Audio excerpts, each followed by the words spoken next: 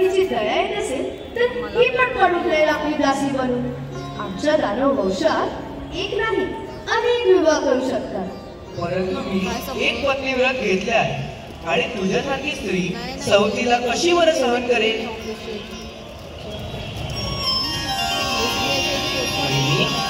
मी वनातून तुमच्या स्वयंपाकासाठी सुकी लाकडं घेऊन आलोय. हा कोण आहे तुझ्यासारखा सुंदर आणि सारस? हा माझा छोटा भाऊ लक्ष्मण आहे. एकटा आहे?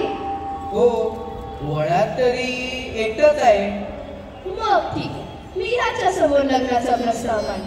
तू स्वच्छंदी विचार करणारी स्त्री आहेस. तुला मनमानी करण्यापासून कोण अडवणार? बघ प्रयत्न करून. काय हो लक्ष्मण, एकटेच आहात? सांगा, तुम्हाला कोणती समस्या आहे?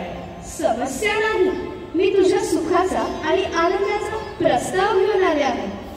आता तर आपण दादाकडे काहीतरी याचना करत होता. त्या अभाग्याने माझ्या गुणाचा रोखच नाही ओळखला. म्हणतो मी विवाहित आहे. जाऊ दे त्याला, मी सर्व गुणांनी तुझ्या योग्य आहे आणि तू माझ्या योग्य आहे. माझा परिणय प्रस्ताव स्वीकार कर. भद्रे, स्वामींना सोडून सेवकाकडे का बरी येत आहेस? काय तुझ्या दृष्टीने स्वामी आणि सेवक यामध्ये काही अंतर नाही का? हे गजगामिनी, कुठे तू स्वामिनी बनण्याचं स्वप्न बघत होतीस? मी तर आपल्या मोठ्या भावाचा श्री नागचंद्राचा दास आहे.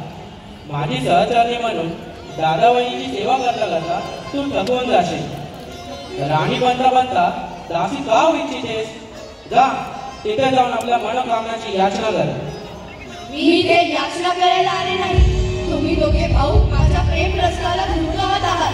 केवळ एका सुंदर स्त्रीसाठी तिचं तर मी नाव विचार मिटून टाकेन. तुझ्या समोर हिला मी आताच खाऊन टाकते.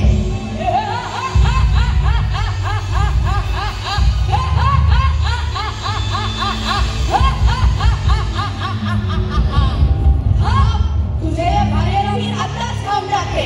तेव्हा सुनाशी विवाह करशील.